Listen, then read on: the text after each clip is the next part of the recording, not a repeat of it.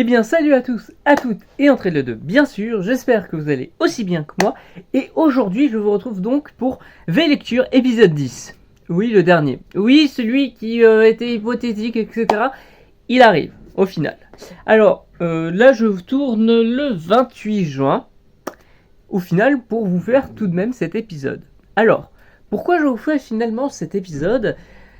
C'est pour faire atteindre les 333 épisodes de la saison 4 du Mew, dans l'entièreté. Et aussi parce que je veux vous parler d'une chose en fin de vidéo, là encore. Oui, à chaque fois, je change des trucs.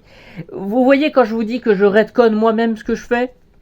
Et que c'est pas grave parce que je trouve une justification claquée pour parodier les univers connectés ? Bref, tout ça donc pour vous dire que je vous retrouve dans cette nouvelle vidéo, donc pour vous parler de toutes ces lectures. Et là, je tiens à préciser que j'ai plus d'une vingtaine de lectures, parce que ça aide de ne plus avoir de lecture scolaire. Mais sachez-le, je précise déjà d'avance, il n'y aura pas de 11e épisode, mais comme dit, je vous détaillerai ça plus tard. Donc, parlons déjà de la toute première lecture que j'ai eue. Five Nights at Freddy's, Firefight 1, Into the Pit. Alors, pourquoi j'ai lu ce livre ? Pour ceux qui n'ont pas regardé l'épisode précédent, qui maintenant date il y a 3 semaines je crois, parce que pendant 3 semaines j'ai fait que des shorts, et même merci pour le retour des shorts. Il n'y a pas eu trop de commentaires, mais les vues c'est hasardeux as fuck, ça me fume. Mais bref. Donc oui, si vous n'avez pas vu la précédente vidéo principale, elles sont toutes principales, donc faut pas chercher. Mais en tout cas, au vu de cette... J'ai expliqué dans la vidéo V-Lecture épisode 9 plutôt, si vous préférez, que en fait, j'allais lire par mois maintenant, à partir du mois prochain, c'est-à-dire maintenant ce mois-ci, j'allais lire un Firefight par mois. Ouais, ça fait beaucoup, hein. Mais du coup, là, ça va. Franchement, en le relisant, il n'est pas désagréable. Alors, il prend un tout autre aspect en prenant en compte que maintenant, la trilogie... Pas la trilogie. Qu'est-ce que je raconte, moi ? La saga de recueil de nouvelles Firefight est terminée. Ça prend un tout autre aspect. C'est certain, surtout quand maintenant on sait qu'encore une fois ça a voulu tout connecter et se dire oui, tel personnage, c'est pour ça, etc. Ça devient plus bizarre en fait à lire. Très franchement, je suis même en train de faire des notes pour aider sur tout ce que ça apporte. Mais en vrai c'est très bizarre.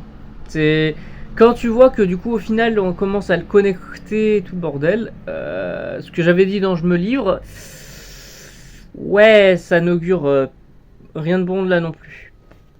Ensuite, avec un ami qui se reconnaîtra peut-être, je me suis relancé dans une autre saga à lire. Et même si je verrai si celle-ci je pourrais plus la tenir, étant donné que du coup il faudrait que je paye les livres en question. Parce que les Firefight, j'ai déjà la collection des 12. Ici il faudrait que je paye chaque nouvel album. Mais du coup, j'ai relu, après 7 ans, il me semble, j'ai relu Frigiel et Fluffy, le retour de l'Under Dragon. Et résultat, j'aime plus que je ne l'aurais cru. Alors, c'est pas aussi enfantin que je l'avais cru.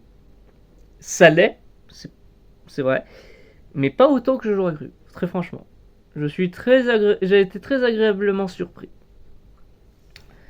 Ensuite, pour la suite, j'ai pris la lecture la plus crue, Lapin du Gain. Comme je vous avais dit, j'avais pas pu la terminer le mois dernier, donc je l'ai fini ce mois-ci.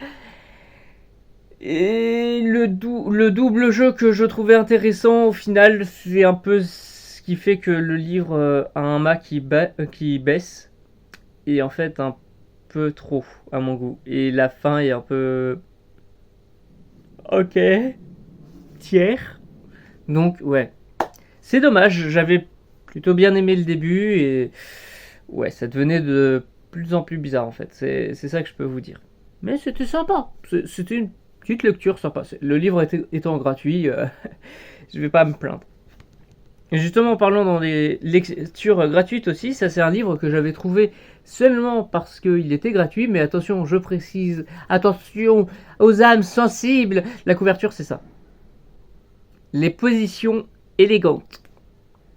C'est un livre érotique, je le dis tout de suite, je suis clair et net avec vous, c'est un livre érotique. Et très franchement, il est bien. Ah vraiment, j'ai bien aimé le lire.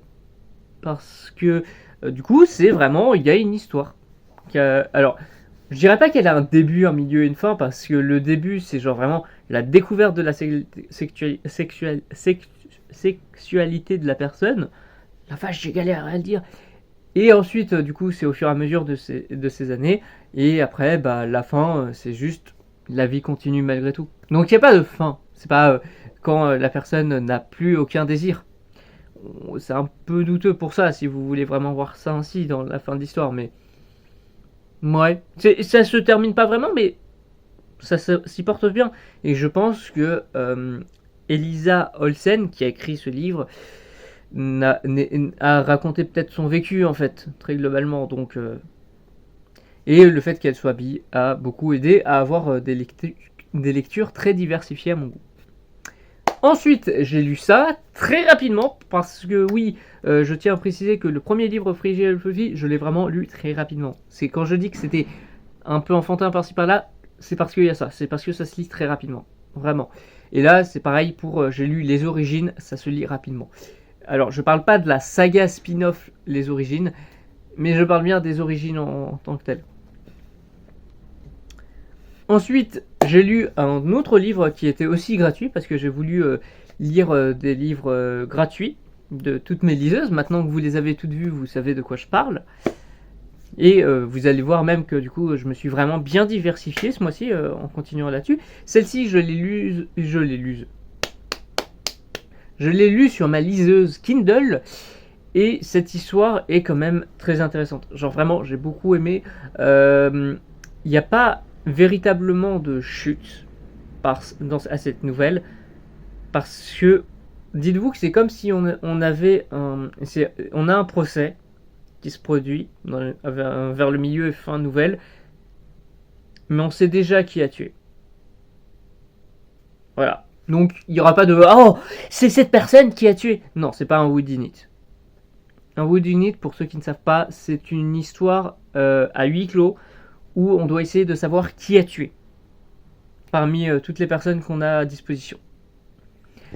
Ensuite, j'ai lu ce livre qui est donc, oui, comme vous le voyez, un manga.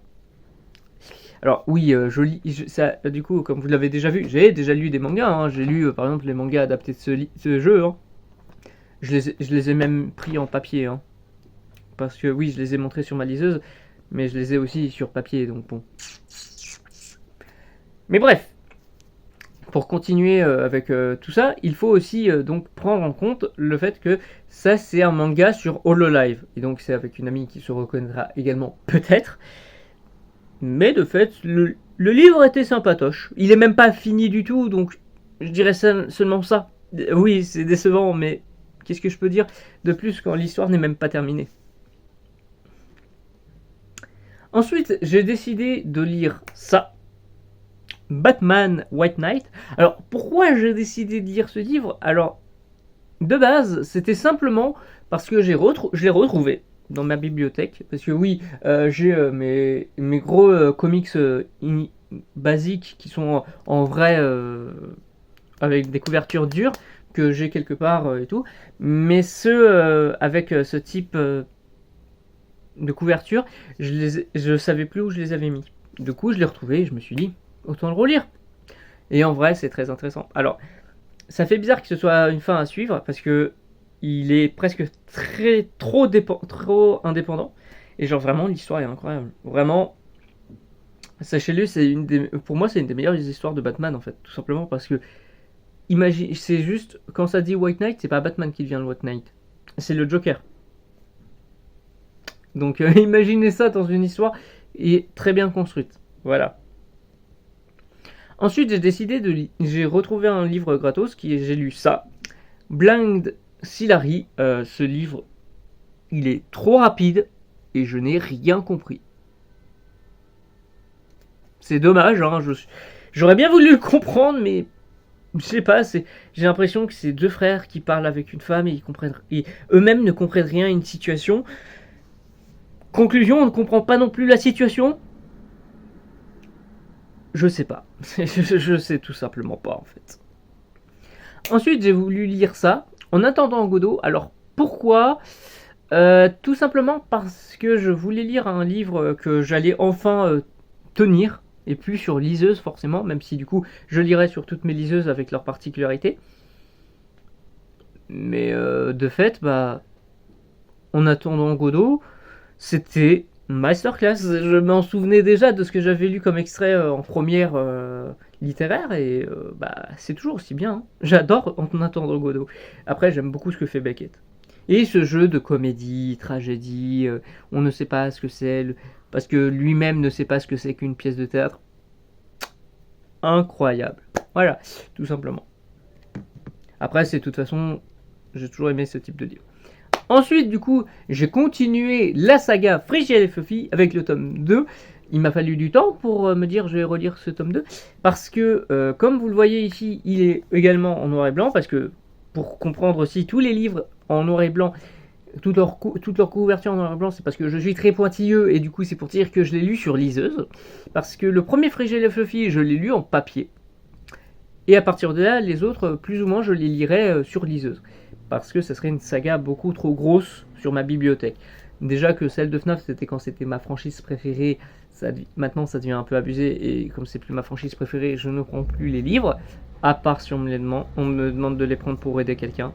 Mais voilà, du coup, Frigiel et Fluffy, on a aussi beaucoup trop. Donc, je ne prends que certains qui me paraissent vraiment me satisfaire avec ma satisfaction illogique que vous connaissez peut-être. Et donc, ici, oui, il est prisonnier du Nether, de l'enfer, bien sûr. C'était toujours aussi bien. Vraiment, je trouve que ça fonctionne. Très franchement, je dirais pas que c'est mauvais, je dirais pas que c'est trop bien, mais je dirais que ça fonctionne. Et c'est à peu près malheureusement ce que je dirais pour toutes les suites. Mais parlons d'une autre masterclass de la bande dessinée.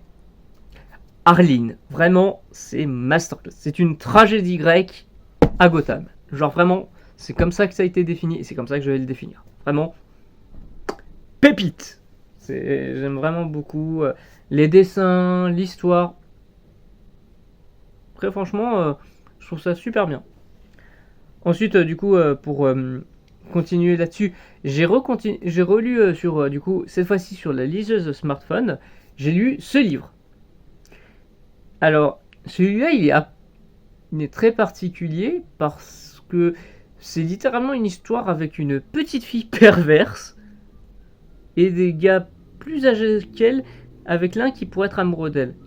Et ils rendent ça comique. C'est très bizarre le Japon, hein. Qu'est-ce que t'es en train de nous faire là? Mais je l'ai lu parce que c'était vraiment un des livres qui m'avait été recommandé sur l'application que j'ai découverte pour lire des mangas et des scans de mangas différemment.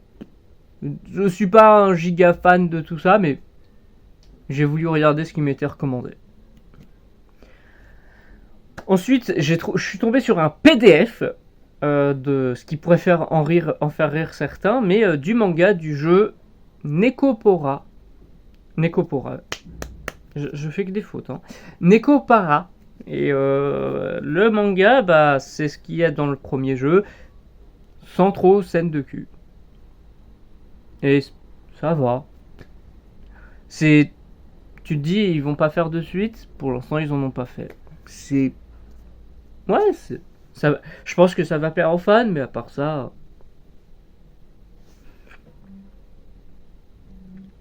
Ensuite, un autre truc qui était pour faire plaisir aux fans, mais qui au final n'a plus trop été assumé par son propre créateur, la BD Joueur du Grenier. Oui. J'ai lu les 4 tomes. 1, même s'il y était déjà. 2, 3, 4.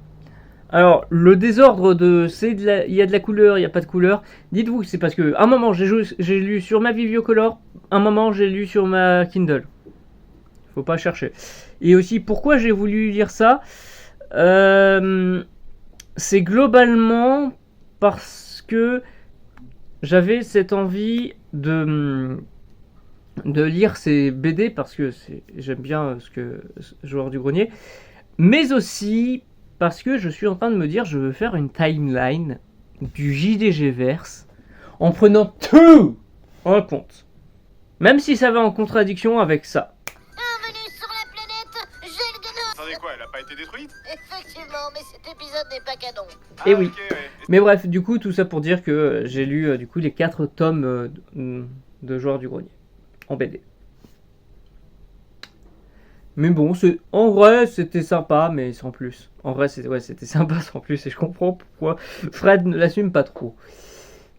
Ensuite, du coup, j'ai lu le tome 3 de Nier Automata, le manga, et cette fois-ci, je l'ai même lu carrément, du coup, avec le support papier. Ça sera peut-être ma première saga de manga que je vais suivre, parce que je ne comprends pas pourquoi, mais j'arrive pas à trop la trouver en français, en scan ou en EPUB, et même en sortie comme en français. C'est bizarre. En papier français, ça sort avant. Je comprends pas trop. C'est même pour ça que les 2 premiers, au début, je les ai lus en anglais, même si je les ai quand même pris. Ensuite, j'ai lu un livre blague appelé Tentation au supermarché. C'est hilarant. J'ai vraiment pu me servir du coup là pour lire sur Wattpad. Ça n'a aucun sens. C'est hilarant. Ça parodie justement tous les livres genre Twilight, 50 nuances degrés. C'est vraiment en n'importe quoi. Et le défi qui sert de situation pour avoir fait ce roman, je veux faire pareil un jour. Genre vraiment, enfin un jour, plutôt une semaine. Pendant une semaine, je pense que je vais faire pareil. Très franchement, je vais me donner ce challenge, je pense. Parce que ça pourrait être aussi tellement intéressant et marrant pour moi. Ensuite, du coup, pour continuer là-dessus, alors que ça, je l'ai lu sur Wattpad parce que c'était gratos, j'ai aussi voulu lire sur Webtoon pour voir, et du coup, j'ai cherché un truc gratos, et je suis tombé sur Dessine-moi ton déconfinement. Faut vraiment remettre ça dans le contexte, et ça aurait été sympa. Là, ça fait très bizarre, hein. Très franchement, ça fait très bizarre. Pourtant, le Covid, il existe toujours, et ça fait que très récemment qu'on a eu les premiers déconfinements. Mais bon, on dirait déjà que c'est une époque révolue. Ensuite, du coup, pour rentrer plus dans l'actualité, j'ai fini enfin la trilogie de Comtesse de Ségur en lisant Les Vacances. Et j'aime bien. Très franchement, la trilogie, elle est très bien. Elle fait exactement le job. Elle fait ce qu'elle avait comme but de faire en fait. Donc pourquoi se plaindre? Et en vrai, je l'ai pas encore fini ce livre comme d'autres que je vais vous montrer. Par exemple, je n'ai également pas fini ce livre, Killing Joke. Oui. Alors pourquoi j'ai lu Killing Joke? C'est parce que je vous rappelle que j'avais lu White Knight par hasard, et après j'ai lu Arline. Donc je me suis dit, je vais relire Killing Joke, cette masterclass, et surtout en prenant en compte autre chose. J'ai appris autre chose que Batman tuait le Joker à la fin. Donc je voulais voir si ça pouvait se ressentir davantage dans toute l'œuvre. Et pour l'instant, oui. Très clairement, oui. Et ça, c'est incroyable.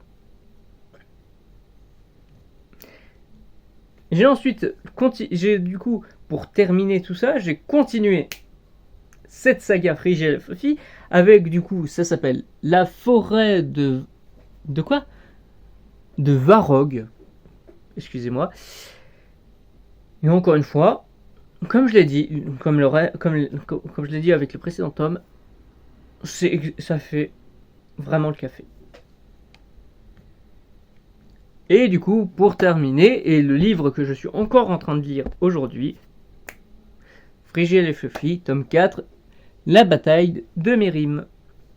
Et du coup, bah pour l'instant, ça continue à être plutôt pas mal. Je veux bien voir comment ce premier arc va se terminer, parce que du coup, ça peut n'être que bien. Et du coup, c'est bon, j'ai parlé de toutes mes lectures en près de 20 minutes. Ah oui, c'est long. Bah après, j'ai lu une vingtaine de livres, donc 20 minutes, c'est logique. Mais du coup, qu'est-ce que je veux vous dire avec tout ça? Je vais essayer de faire une autre série qui, elle, devrait aussi se finir avec la saison 5. Donc on verra bien comment ça va s'organiser. Qui consisterait au fait de ne plus seulement parler des livres que j'ai lus, mais de parler des films que j'ai vus, des livres que j'ai lus, etc., etc. Je pourrais donc m'ouvrir à bien plus de médias, et cela sera bien plus intéressant peut-être pour vous. Moi, je trouve que ce serait vraiment la suite logique des lectures mensuelles, et faut que je vois comment je vais appeler ça. C'est pour ça que c'est pas encore mis en place, c'est pour ça que ce 10e épisode était hasardeux, c'est pour ça que toute la place était hasardeuse, et ça changera aussi totalement ce que je pourrais faire pour la suite, mais aussi pour les let's play. Donc peut-être même que ce que je pourrais carrément faire, c'est continuer les lectures mensuelles dans une seconde saison, mais de faire aussi d'autres séries, à voir avec d'autres médias que j'ai pu regarder. Mais du coup, vous vous en doutez, V-lecture mensuelle et la version MetaView de ce qui se passait avec Livre à vous. Donc, il faudra vous attendre à d'autres personnages qui parleront de d'autres médias. C'est pour ça que je vous leak un petit peu tout ce qui pourrait se passer pendant la saison 5, mais ce n'est pas bien grave, parce que je suis la personne extra-dégétique qui a inventé le Mew, évidemment. Donc, merci de m'avoir suivi pour tout ça. J'espère que cette vidéo vous aura plu, ou juste ce petit bout-là. Et moi, je vous dis à très vite pour d'autres vidéos, Mew ou pas. Et si vous voulez pas me revoir, c'est pas grave. Allez, bye bye!